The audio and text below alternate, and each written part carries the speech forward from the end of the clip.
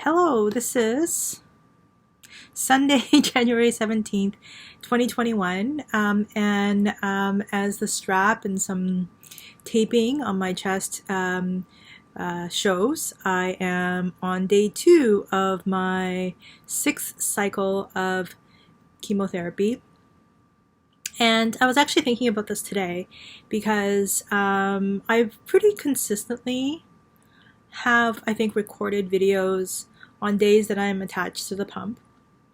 And then there are some days following, like day 4, 5, and 6, sometimes 7, where I'm just really exhausted. Like I get exhausted in um, bunches, in intervals while I'm still doing chemo, and I have this attached to me until tomorrow. It's a 46-hour infusion pump. So there is stuff that's being infused into me, um, chemotherapy drug in this case. And I think to myself, it's like, well, I should be tired while that's happening. And yesterday at the hospital, I was there for the 5 hours or whatever it is that I'm there. I was pretty tired. But then I slept okay the night before, but there's always the sort of the anticipation and stuff like that that means that I don't sleep probably as soundly or as well or as restfully.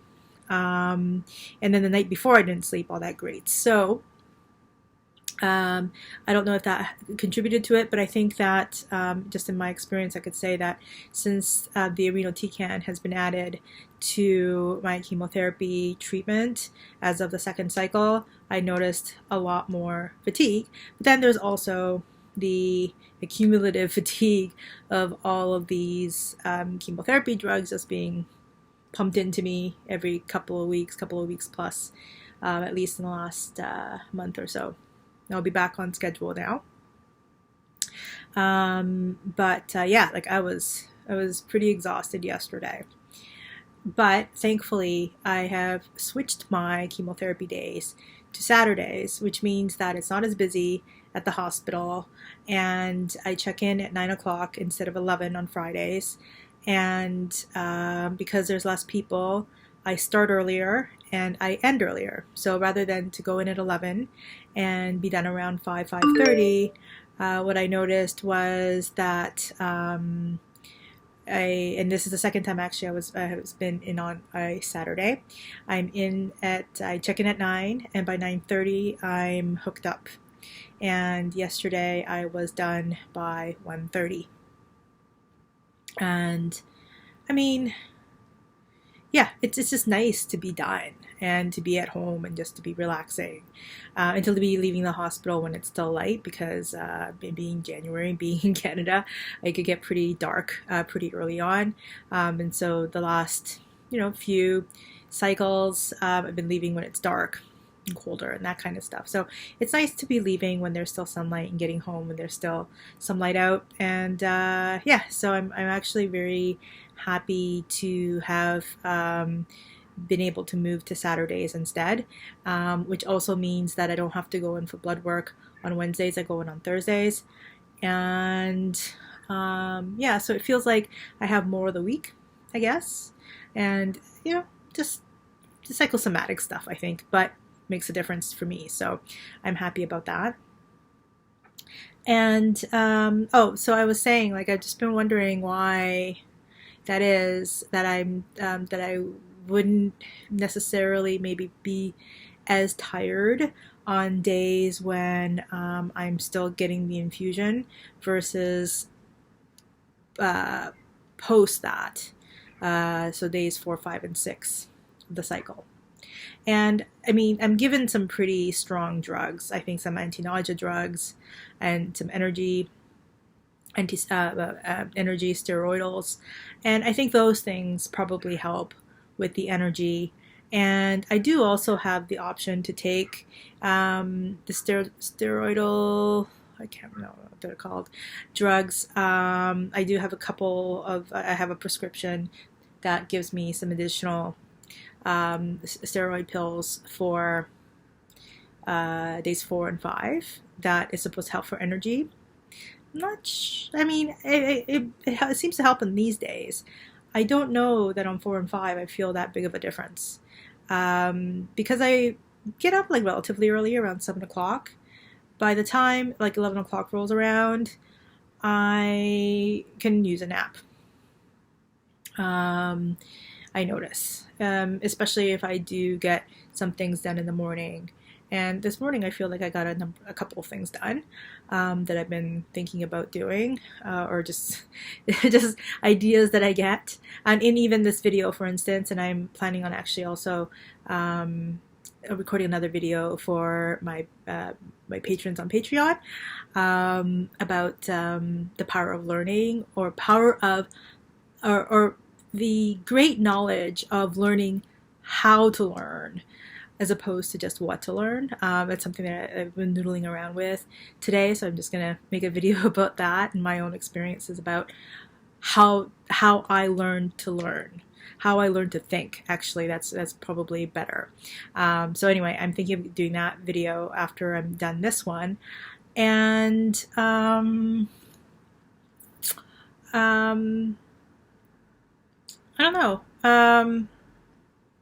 And I guess I'll just throw in this here, since I was just talking about it. If there are a handful of generous patrons over on Patreon, that I am very, very grateful for, and I try to provide content or just information or things there, or some things that I'm thinking about. And I think more and more so, like some of these kinds of things, like the idea of learning how to think, that I'll be posting over there exclusively. But at some point, I think I will also post here on this channel as well.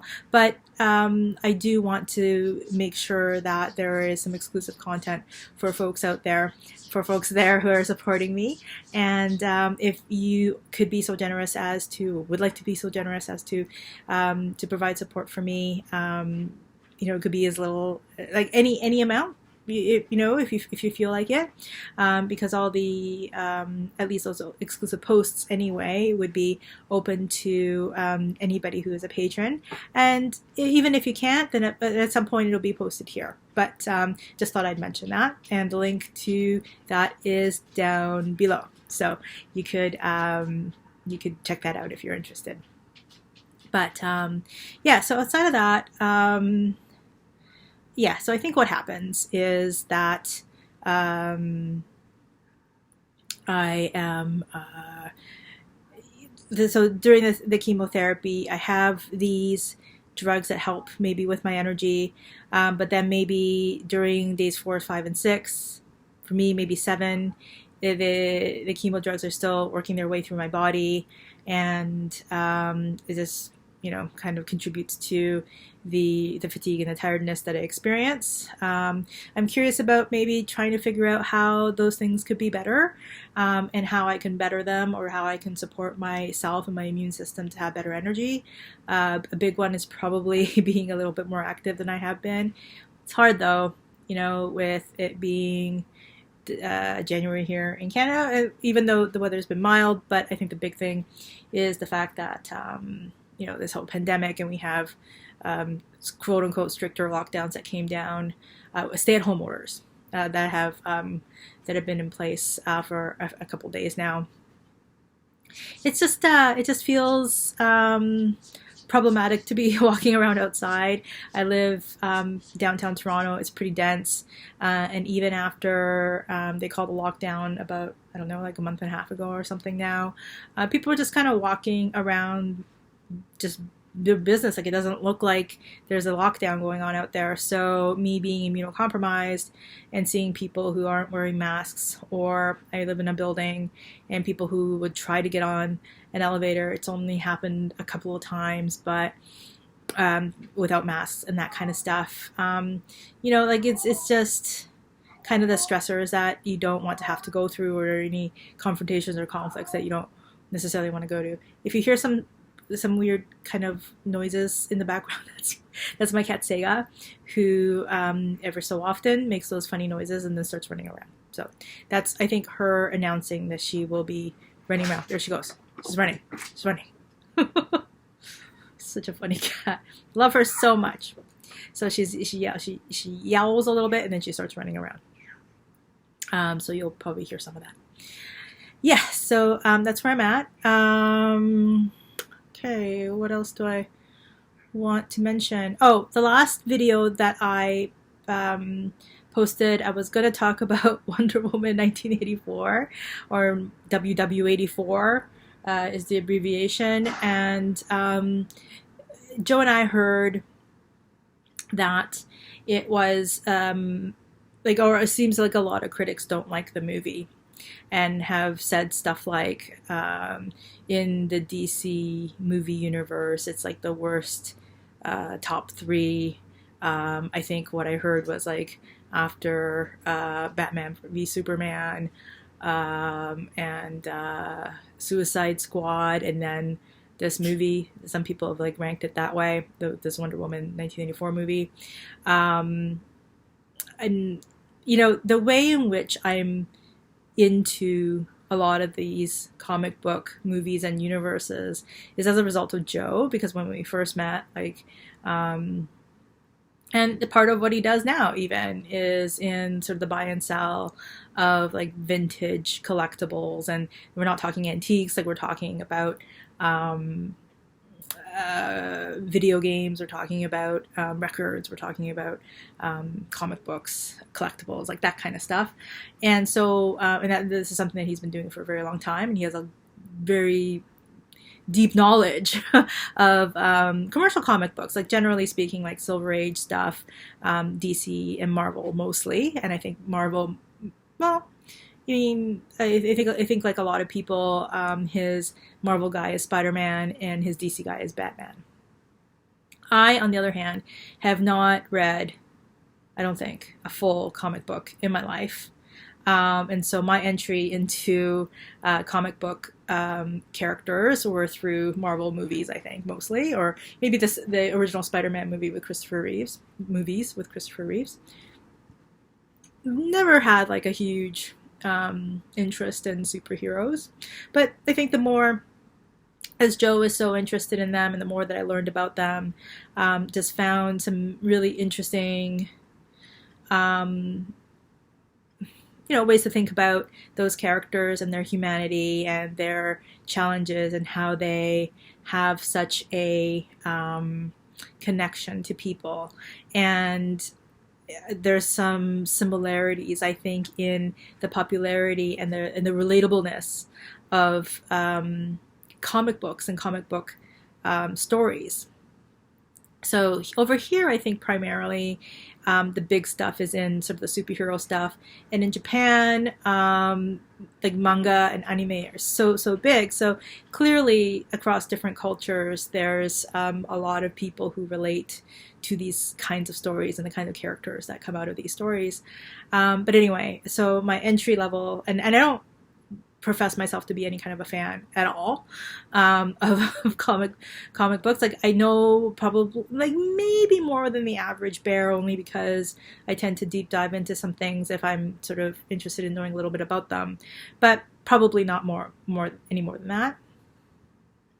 Yeah, so the first Wonder Woman movie I really enjoyed, and one of the things that is pretty light in both a lot of the whether it be Marvel or DC universe kind of movies, is there isn't a lot of female representation, never mind any kinds of other kinds of diversity and representation, even though I think they're trying now, like both companies tend to be kind of branching out into that area.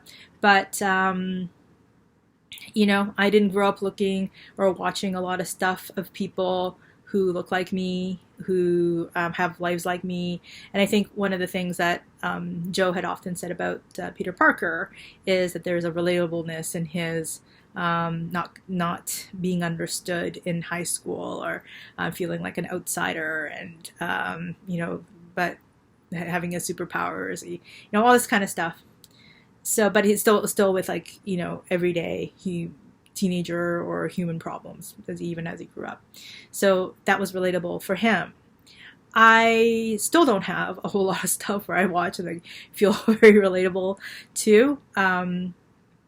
And there was one of, so I think I mentioned call for Q&A questions, and if and I have a couple that were included in that video where I asked for Q&As. I probably will end up doing a Q&A video before that anyway, but if you have any more questions or answers that you would like to hear from me, please don't hesitate to put them down below or and let me know. I mentioned that only because Sam had sent me a bunch of questions privately, so he had emailed them to me, and one of, now as I was rambling along, I had a point to that, but it was a one or the other kind of a question, and it might have been, okay, you know what, it's just completely slipped my mind. Oh, his question was whether I prefer Netflix to YouTube. That's what it is. And so the answer is, when I first read that, the answer that I have is YouTube. And the reason why I prefer YouTube, and this is something that I have believed and feel it's true, is that it provide, and you know, say what you will about YouTube and the fact that, you know, over time there's been more policies, and so maybe more favoritism toward creators that have more money and reach and all that kind of stuff. So I could talk about that in another time, but regardless of that, it allows for people, anyone who wants to create, just like me, to put out content without some kind of a gatekeeper or some kind of a corporation saying you're palatable or you're not. And what I have really enjoyed about YouTube is that I can find people who have similar interests as me, who are talking about the kinds of things that I'm thinking about and the things that I'm interested in. And a lot of them look like me, maybe a bit younger. There are some people who are out there doing their thing, and they're my age or older, which kudos to them, awesome. And me doing what I'm doing, and no one to stop me from doing it. Whereas, like, you know, Netflix, you know, is there a way for me to get into Netflix? Maybe, but it would probably take a lot of Herculean effort to get there. And even then, I don't have any, you know, like, you know, production experience or anything like that. I'm sure that they want polished content. So, yeah. So I think that it's an incredible thing to have representation. As much as, like, some people may not understand that. If you watched, you know, media content, TV, radio, anything, where people sound like you, people look like you relate to them. You just do, because it's like, it's almost like a mirror back at you, even if it's not a completely accurate or full reflection of who you are specifically, but you're like, oh, like, I either grew, you know, like, that person looks kind of like me, or I grew up with that kind of a person. And it's not something that I think that happens to, like, we all consciously think about those things, but for people like me that grow up and still watch a lot of or consume a lot of content or media and don't have a lot of representation, or see people like me have qualities like me, not to see that, it's very isolating, it's lonesome, and it also is like, it kind of gets you to question what your place is in the world. Anyway, that's a larger, deeper conversation. But so the first Wonder Woman, woo, big long circle back. The first Wonder Woman I loved because it was just seeing a lot of strong women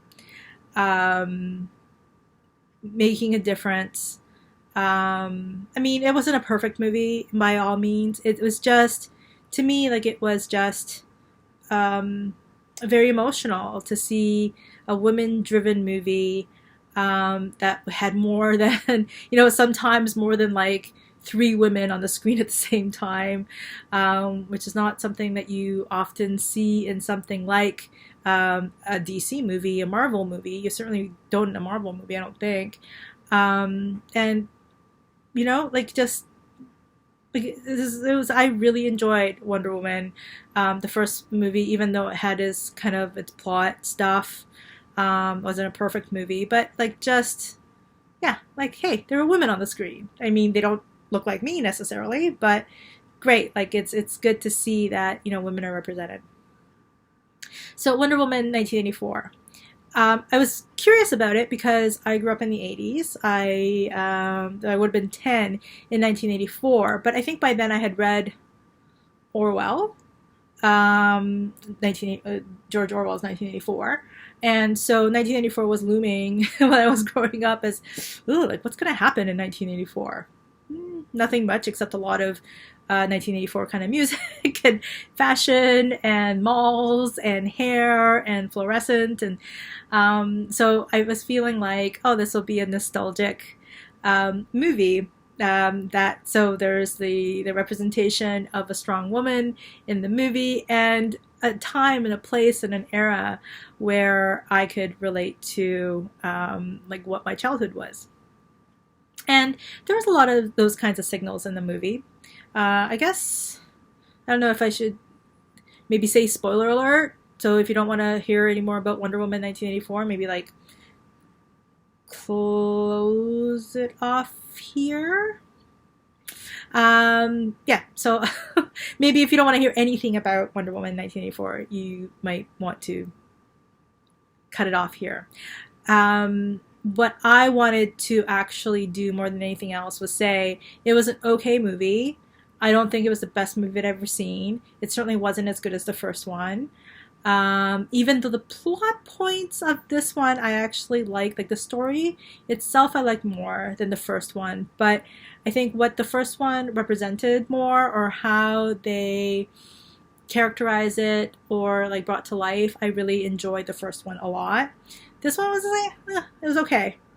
And having watched The Mandalorian recently, and like thinking like, wow, like Pedro Pascal has gone through like 16 episodes, let's say 16 episodes of The Mandalorian, where his face is on screen for a very relatively short period of time throughout those 16 hours, and how he was able to portray the Mandalorian as a character without seeing his face the entire time. I thought, yeah, this is a very special actor, to have people care about this character whose face you don't see. So much subtlety and so much thought in movements, and not just him. I'm sure like the filmmakers and the directors and everything goes into that. But I thought, wow, like that's pretty amazing. And then to see Wonder Woman 1984, where he is like fully a person without a mask or anything like that, and a flawed person at that. And people may say what they may say about his acting in it. I thought that, yeah, like very comic booky is what I thought. And maybe it might have not worked in a different kind of a movie. I don't know. I think it worked in this movie. But I heard some criticisms about his particular brand of acting. And the other thing that I heard about this movie was how the supporting cast, including Pedro Pascal and Chris Pine and Kristen Wiig, kind of like overshadowed Gal Gadot's acting abilities. Yeah, I could see some of that too. I mean, I think that those folks are some like actors, and yeah, like it's maybe some of that is evident. I don't know that it was that big of a deal. the thing that I wanted to really address, and I've been kind of like been ranting for the last 24 minutes, or just been kind of chattering on for the last 24 minutes, to get to this point, or at least in the last little while. Anyway, I watched a review on YouTube, and I can't remember. Angry Joe something, I think, is maybe, never seen his stuff before, but there was like a split screen of the review of him and two other guys in two different locations, and they were talking about how they hated this movie. And the main guy, I think his name is Joe, and maybe he's angry, and the other guy, there was two guys on the other side, and one guy looks exactly like this guy. So I'm like, are these guys twins? I haven't gotten to the bottom of that. And if anyone knows, Angry Guy something, I think he does like game reviews. He's been around for a while. He has millions of subscribers. Anyway, so they were like, it's the worst movie ever, or it's horrible. It's really, they just really came down on it. But the issue that I took with their review was they're saying, I think they have their ideas. As three men, they have their ideas about how strong women should be portrayed in the movies. And in their view, some of the things that was shown in the movie downplayed the strength of women. Strong women shouldn't be talking about relationships. Strong women shouldn't go out for dinner and not talk about personal things or something like that. Like, it was just very weird. Like so there, I mean, I can see what they were trying to say, which is like too strong. So Gal Gadot's character, Diana Prince, and Barbara Minerva, I guess, is Kristen Wiig's character before she becomes a cheetah. And they, the Kristen Wiig's character, for instance, has some insecurities.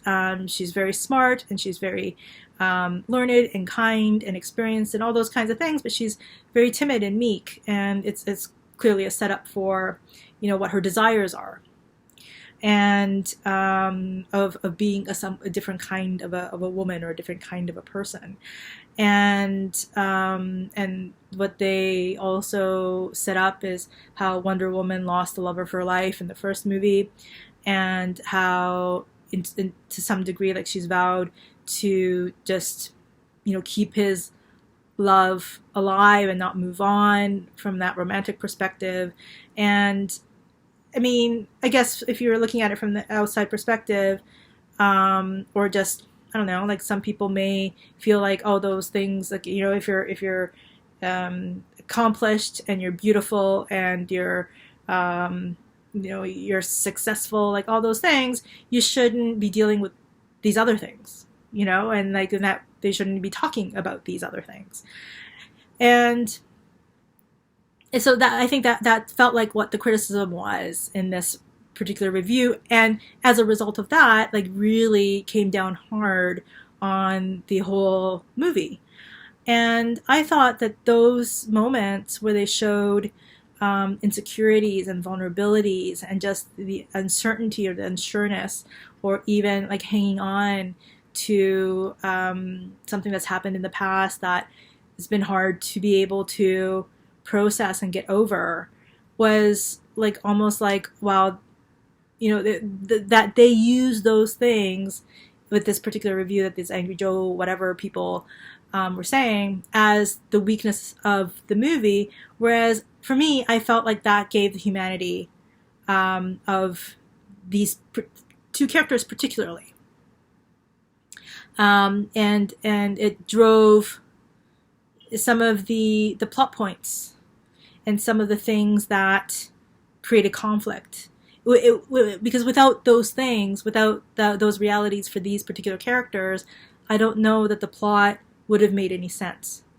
And I will say, again, like, spoilers, up until probably the last 20 minutes of the movie, I was like, yeah, okay, I'm into this. I mean, some of it's like a little funny, and some of it's a little weird, and some of it's taking some liberties. There's a thing about a jet that they were able to take from Washington, D.C. to Egypt on one tank of a fighter, a fighter plane.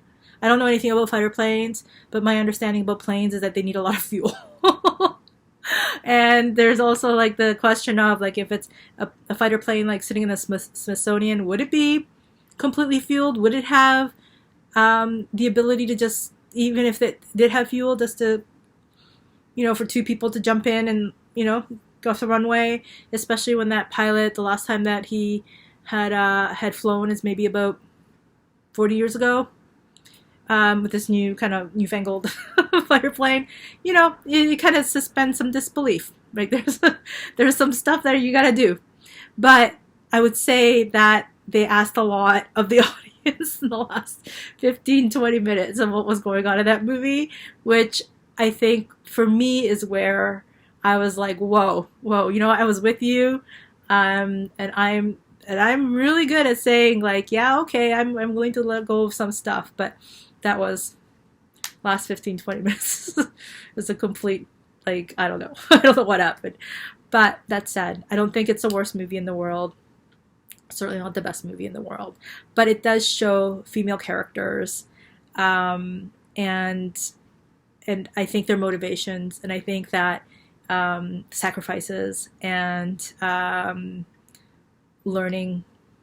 I think there's a lot in this movie, actually, like maybe more than some people give it credit for. So, if you're interested in watching Wonder Woman 1984, I say watch it. I certainly am glad that I saw it, and I'm just wanted to also, kind of give a counterpoint to, like, and not nearly as many people will watch this as they watch this Angry Joe guy, but I feel like that those reviews, even coming from a good place, because they were saying that it's like it was that I was excited about this, and I like the fact that they're making more female-focused movies, but I think there was something about their take on the reason why they didn't like it that came from a place of not understanding what the female experience is, and I might have felt a little bit differently. I don't know if that's true or not. If Patty Jenkins wasn't the director of the movie, but I feel that the way in which women are represented in Wonder Woman 1984, to me, isn't problematic. I think that it created maybe more of a fullness in their characterization. So that's it. So long. I'm sure no one gets to this place at all. So if you did happen to get through all of this, thank you. I applaud you. And I appreciate it more than anything else. So chef's kisses to you, chef's kisses to Wonder Woman 1984. Why the heck not? And love and care. Please, please, please. We're still going through a rough time. Take good care of yourself, and be sure to, if you have the energy, if you have the bandwidth, to reach out to those around you just to see how they're doing, just to maybe let them know that you love and care about them. Have a 5-minute conversation, anything. Did you know that I put this in my Patreon thing. I don't know if anyone cares about this kind of stuff, but my friend and I, Akiko and I, have been this was last week, I think, like exchanging information about like what groups of things are called, like, like a group of ravens are called a murder of ravens, and now it's completely. Anyway, you can look it up yourself. It's kind of neat, like how, like, groups of animals are called different things, and maybe just send that along to somebody. They might find it interesting, and it was a fun little game that Akiko and I went back and forth, going, "Hey, this and that." It wasn't the murder of ravens. We're talking about jellyfish. We talked about, I can't remember now. Chemo brain. Okay. Anyway, love and care to you, and I'll talk to you again real soon.